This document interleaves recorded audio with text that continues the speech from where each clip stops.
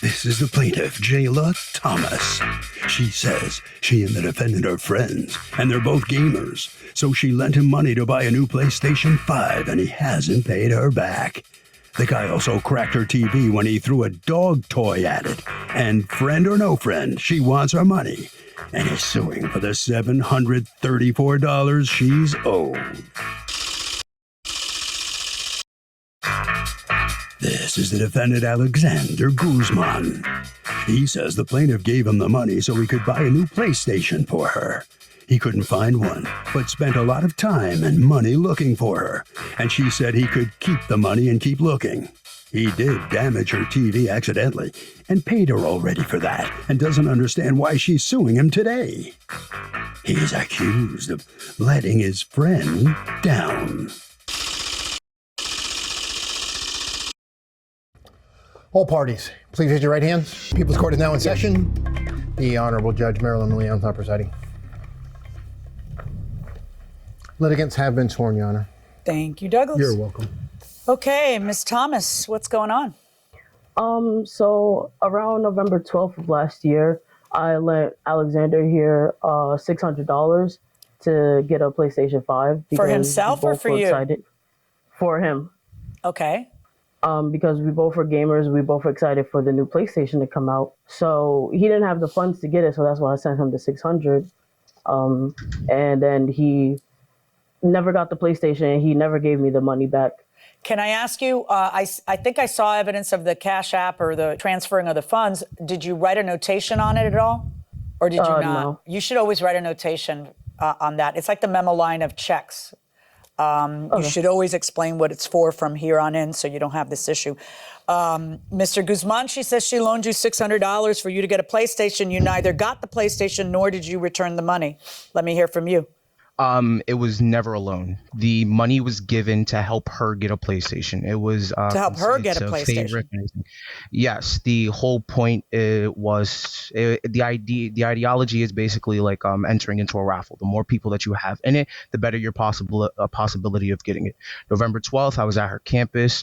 And she wanted to get it, and since I don't have the funds for it, why would I buy it? She gave me the money to help her get it. I don't understand. Why are you uniquely situated to get it? What do you mean by lottery? Because I've been friends with her for around 5 years. Yeah, so but why would she give you money? Why wouldn't she just buy it herself? Because no, she's trying as well. The whole thing is it's having multiple people in the queue, hopefully trying to get it. It's like entering in a raffle. The more let's say the more times your name is in there, the better your chances are getting it.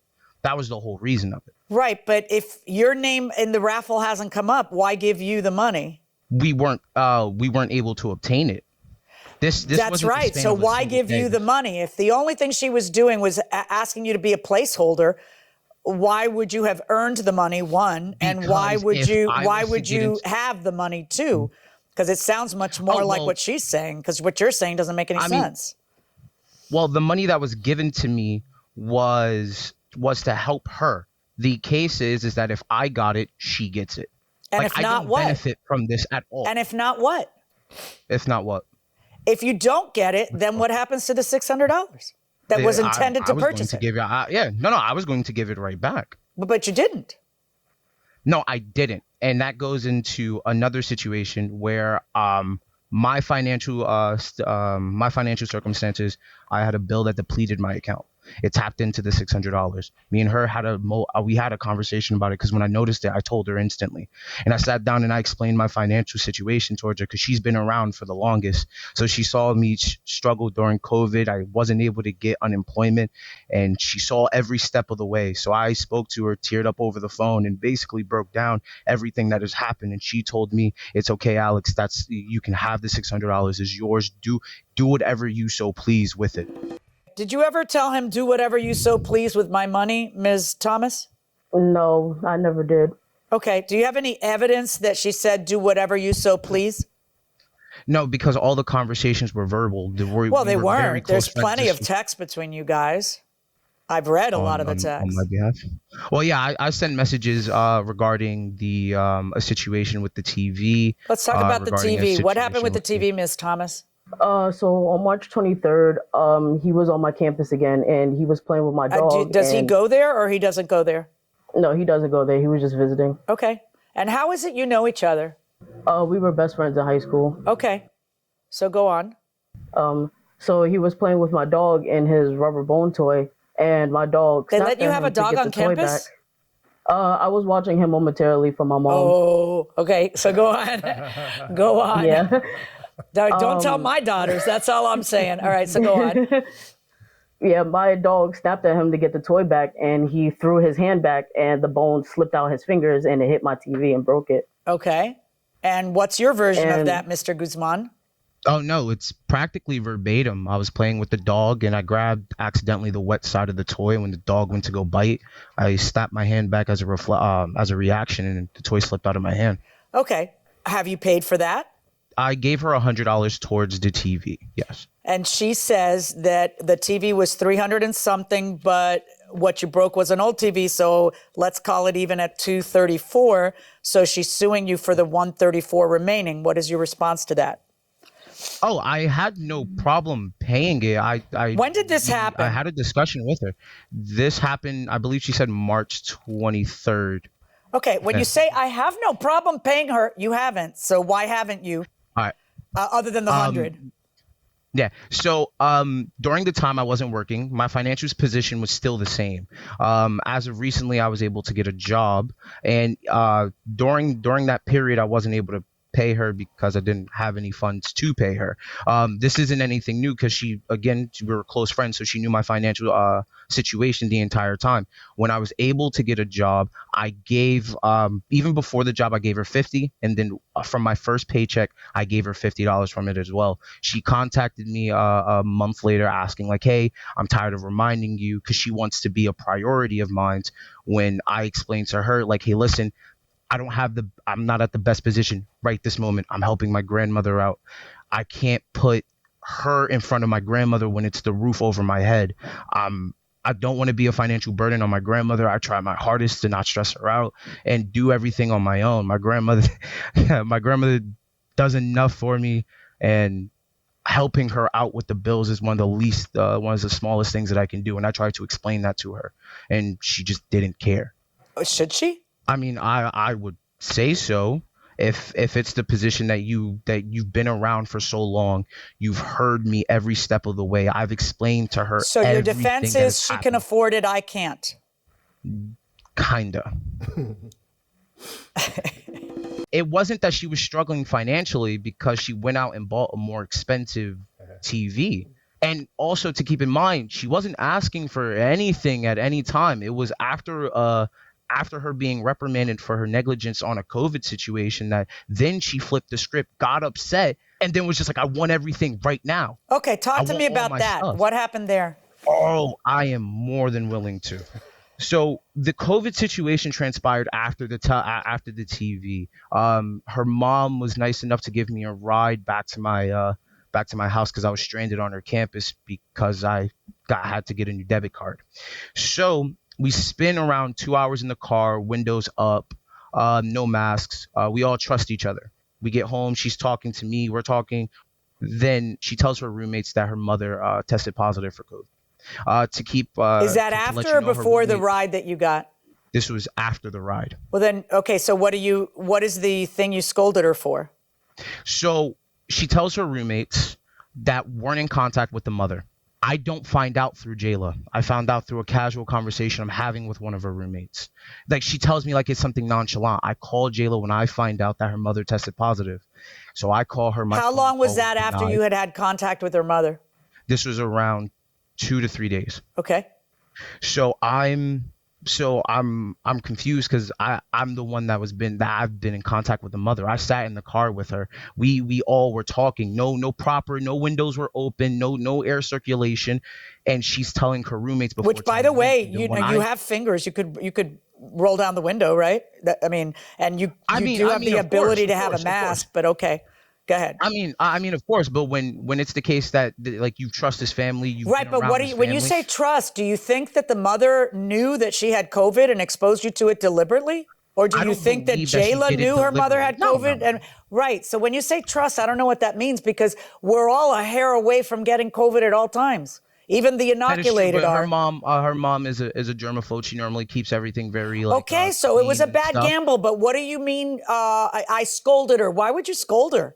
You're just as guilty of being, reprimanded because why? when I called, because when I called her to talk about it, to know what's going on, my call was denied. I get a text message basically saying, "Yo, I'm busy right now. I'll talk to you later." And I'm waiting for her. I'm waiting for a response from her. This is a dire situation, and my problem with it was you're letting people know who wasn't in contact with your mother. Not to mention I'm asthmatic. My grandmother's diabetic. I so have so many what things do you going end up on. talking to her after that at all? She calls me after I say like, "Hey, what's going on with your mom? Your mom tested positive," and she tells me, she's like, "I just have a bunch of stuff going on. My floor's wet. That's why I didn't tell you." And I'm confused why the priority is a wet floor over one of your closest friends' lives. Okay. Because this is something that can be transferred so quickly. Right. And like the same Which way is that why how if she you're has living at your family grandmother's as well. house and she's a diabetic, you should probably have a mask on and windows open wherever you are, whatever contact you have with anybody, whether it's her mother or your friends or whatever it is you're doing. You need to be very, very careful because you are living in your grandmother's house and she's a diabetic. And you need to be real careful. But No, what does this have to do really with the defense in the case to the money? Because now you're telling me you acknowledge that you're supposed to pay the $600 back. That's not what you said in your answer to the complaint, but you seem to be No. acknowledging It's it. not that I was going to initially give the 600 back prior to my account being depleted. And then what? And then now tapping you don't into have the to? 600. Like But you no, either have to I or you had a don't have to. It's conversation with one or her. the other. It's not. No, I'm sorry. There's a level of context that's being missed. What I said earlier was that I had a conversation with her about my financial stability after the depletion of my account, and it tapped into the 600. Then she tells me that I When can you say have the money. depletion, you mean a bill collector collected a bill, right? Yes. Yeah. Okay. And I spoke to her about this, and she said it's okay. You can have it. You do what you want. And her reasoning for it was that unemployment was treating her so well that the 600 didn't do anything for her, and that she understood what I was going through. So from that point to then going to after the COVID situation with me being frustrated with her about her not updating me, her not telling me anything. Now she goes, "Oh, well, I'm just going to go and buy a TV and I'll let you know how much On it April costs." 12th, she texts you, "Yeah, I got the TV. It came out to $334.77, but I'm taking off $35 because I paid for a protection plan, so $299. There's no answer from you, or at least none that I'm being provided. Then, hey, Alex, I don't want to come off as rude, but it's been a month since you've put another payment towards the money you owe me. You say you don't play around when it comes to money, but it's starting to come across as the opposite. From now on, I would like to enforce a payment plan towards what you owe me, so it isn't something that's forgotten about anymore. Every 2 weeks when you get your check, can you send $50 towards what you owe me? If you want to send more than that, that would be great, but $50 every 2 weeks can easily get this paid off fast. Thanks." Your answer: "Sorry, I'm helping my grandmother with bills. When blank gets better, I'll let you know."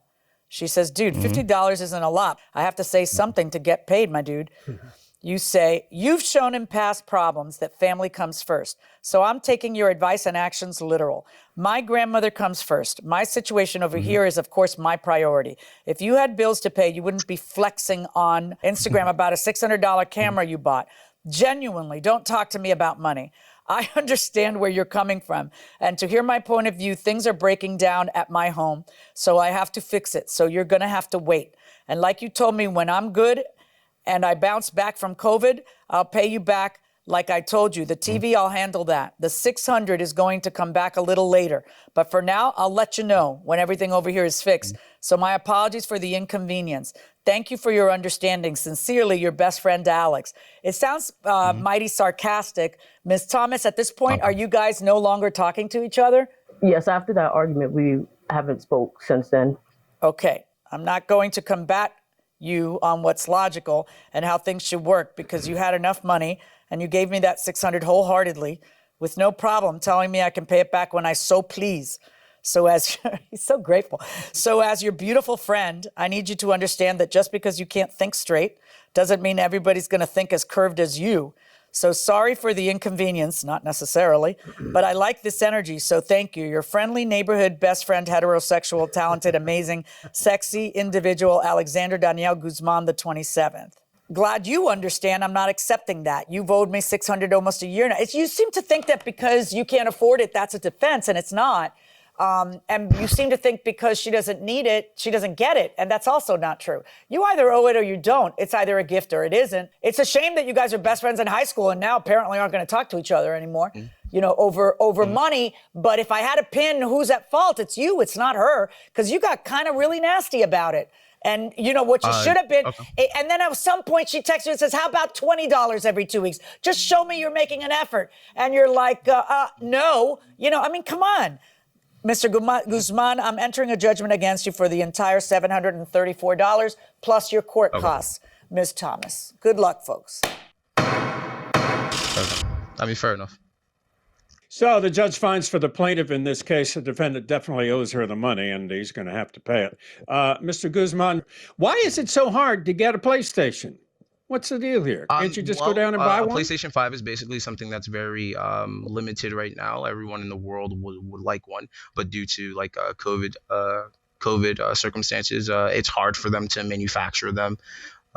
So basically, the whole thing was doing her a favor, so she was able to get one. She did get one, you're saying? Yeah, she got one. Is that right? Mm-hmm. Okay. Yes. So then you got to give her the money back anyway. You should understand that. All right, I'm sorry. And this has kind of killed your friendship, I gather. Is that right?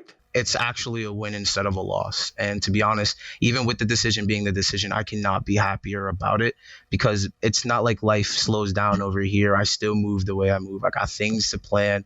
And I'm genuinely happy that it's over, if anything. Okay, good. Glad you're delighted, but you got to pay her the money. Ms. Thomas, how do you feel about the outcome of this case? You're going to get the money now. The friendship seems like it's kaput. You okay with that or not?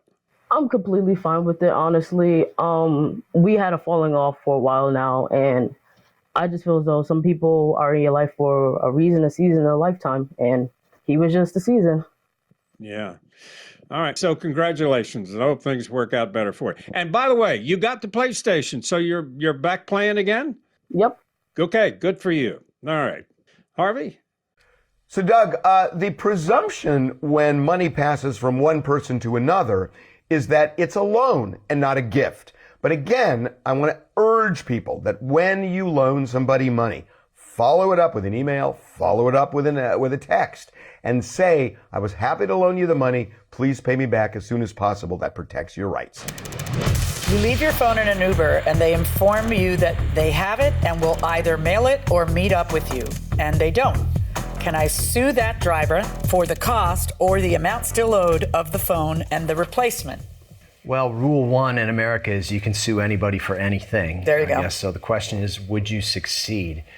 Interestingly, states have laws that govern some of these mislaid or lost property things for personal property. In fact, here in Connecticut, they have a law that says that if you find personal property that is worth more than $1, you have an obligation within 48 hours to report it to the nearest police precinct. And they have a follow-up procedure where you might have to deliver it to them within a few days after that. So they're set up to try to locate. I don't understand why she finds herself in this position. If he tells her he has it, go to where he is and get it. Right. Or pay him to come to where you are, which we've had happen. We've had our daughter left a purse and.